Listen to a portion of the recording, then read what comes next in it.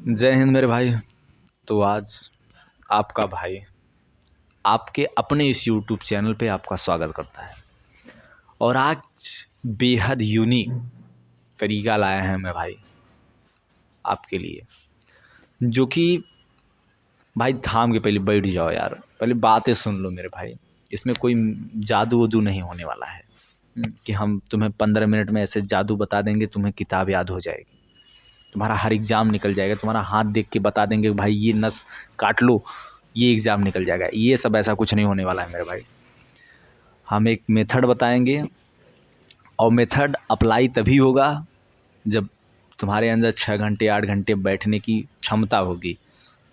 बैठने का मतलब बहुत जगह सब बैठते हैं, वहाँ नहीं, स्टडी टेबल पे, लाइब्रेरी में बैठने की, कापी किताब लेके बैठने की।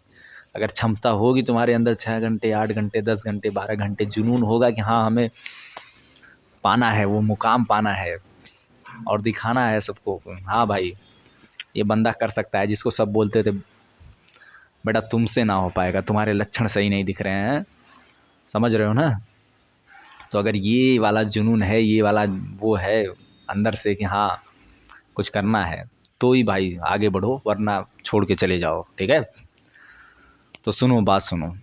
आज आपको सेल्फ स्टडी के लिए आज कोई वो मतलब रिकमेंड नहीं करेंगे कि हाँ आप ये वीडियो देख लो, ये मैराथन देख लो, इनका बैच ले लो, ये ले लो। ये उन भाइयों के लिए है, सेल्फ स्टडी के लिए, जो खुद से पढ़ना चाहते हैं। खुद से मतलब खुद से कैसे पढ़ें, कोई मेथड होना चाहिए ना पढ़ने का। खुद से कैसे पढ़ें, उसको इफ़ेक्टिव स्टडी कैसे बनाएं। ठीक है, तो आज उस मेथड को हम लाए हैं और आपको बड़े आसानी से सहज भाषा में, सरल भाषा में समझा के मेरे भाई जाएंगे। अगर इस मेथड को आप 6 महीने 8 महीने 10 महीने 1 साल तक अपने मतलब जहन में उतार लिए तो मेरे भाई एक पॉजिटिव रिजल्ट आपको देखने को ज़रूर मिलेगा।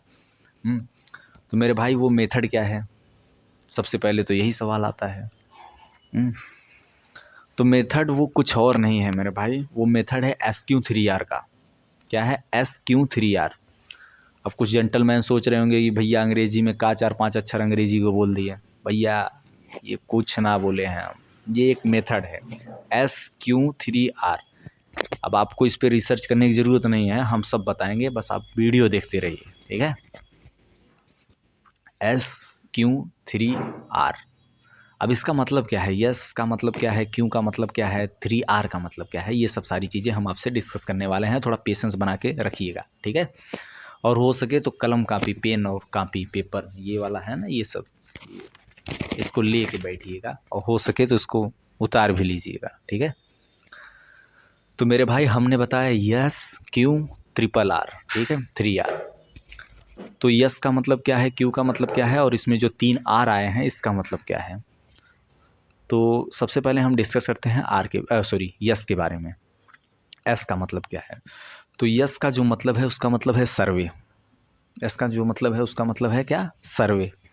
सर्वे का मतलब क्या है, सब हिंदी में बताएंगे भाई, पूरा एकदम डिटेल में बताएंगे, आपको टेंशन करने की कोई ज़रूरत नहीं है। ठीक है, सर्वे का मतलब क्या है कि जैसे आपके पास कोई बुक है, कोई चैप्टर है, कोई कंटेंट है जिसको आप सर्वे का मतलब जैसे होता है ना गांव में कि हाँ भैया क्या कर रहे हो, अरे यार सर्वे कर रहे हैं, आज खेती का अपना सर्वे कर रहे हैं। सर्वे मतलब एक जांच, एक ऐसे बारीक मतलब ऊपर से उसका सर्वे करना। जैसे कोई आप चैप्टर पढ़े, मान लो जैसे साइंस में आपने फोर्स पढ़ा, बल उसको पढ़ा, तो आप चैप्टर में पढ़िए कि हाँ एक बार ऐसे रीड करिए, उसी को सर्वे होता है।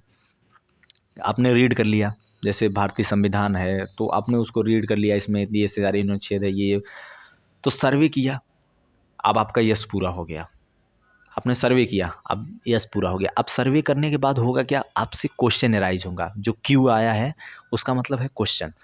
अब उससे आपको क्वेश्चन बनेगा कि यार आर्टिकल 1 क्या होता है। इंडियन कॉन्स्टिट्यूशन अगर हम पढ़ रहे हैं तो आर्टिकल 1 क्या होता है। अगर हम फोर्स पढ़ रहे हैं तो बल क्या है, ये क्वेश्चन बना। तो क्वेश्चन बनेगी तो उससे आपको क्यूरियोसिटी मिलेगी कि भाई जो हमारा क्वेश्चन बना है वो सॉल्व कैसे होगा, उसका सलूशन कहाँ मिलेगा। अब वो सलूशन मिलेगा उसी बुक में मिलेगा जहाँ से ये क्वेश्चन आया है। अब उस सलूशन पाने के लिए हमने पहले सर्वे किया, फिर हमारे दिमाग में क्वेश्चन आया, अब हम लोग उसको रीड करेंगे, अब हम लोग पढ़ेंगे उस किताब को, उस जो चैप्टर है हमारा इंडियन कॉन्स्टिट्यूशन हो गया, तो उसमें पढ़ेंगे कि इंडियन कॉन्स्टिट्यूशन होता क्या है, आर्टिकल होता क्या है, और उसके बाद अगर हम लोग साइंस पढ़ रहे हैं तो उसमें जो फोर्स था, बल था, वो होता क्या है, कितने टाइप के होते हैं, ये सब जो फार्मूला क्या है इसका, ये सब सारी चीज़ें पढ़ेंगे। तो हमारा यस कंप्लीट हो गया, क्यू कंप्लीट हो गया, एक आर कंप्लीट हो गया। हमने सर्वे कर लिया, हमारे दिमाग में क्वेश्चन बने और फिर हमने रीड कर लिया, ठीक है, 3 हो गया।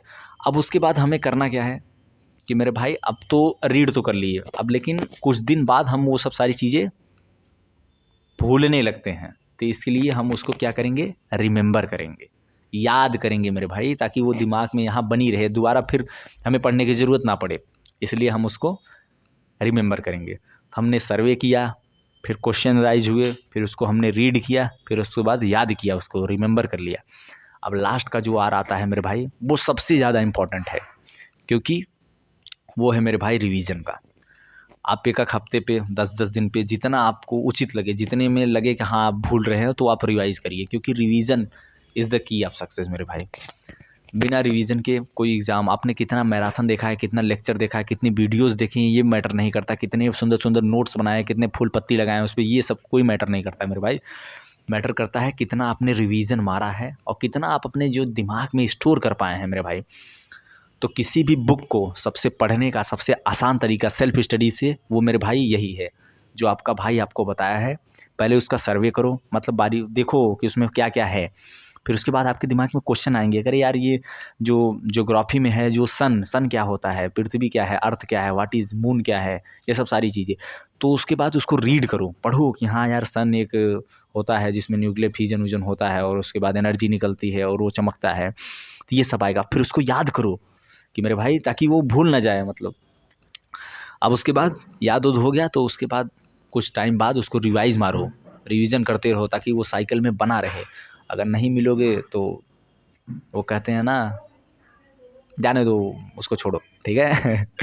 इसलिए रिवीजन करो और उसके बाद अपना गोल अचीव करो और एक अच्छा स्कोर लेके आओ अपने जो भी एग्ज़ाम, जिस भी एग्ज़ाम, कॉम्पिटिटिव एग्ज़ाम की तैयारी कर रहे हो, इतना सब कुछ हो जाए मेरे भाई। मॉक टेस्ट लगा के जाना, मॉक टेस्ट लगाना इसलिए ज़रूरी है क्योंकि टाइम मैनेजमेंट हो जाता है और एक मतलब करंट सिनेरियो मिलता है तुम्हें, एग्ज़ाम का मतलब माहौल मिलता है, एनवायरनमेंट मिलता है, जिससे जो एग्ज़ाम फियर होता है ना, वो उसमें गलतियाँ करने के चांसेस बहुत कम हो जाते हैं। जैसे कुछ लोग गोले भरने में हाथ काँपने लगते हैं, ये सब सारी चीज़ें अगर आप मॉक टेस्ट देते हो और उसी पैटर्न पे देते हो जिस पैटर्न पे आपका एग्ज़ाम होता है, तो ये सब सारी चीज़ें आपके साथ बहुत कम होंगी और आप गलतियों से बच सकोगे और एक अच्छे एस्पिरेंट और एक बहुत सफलता के करीब पहुंच जाओगे।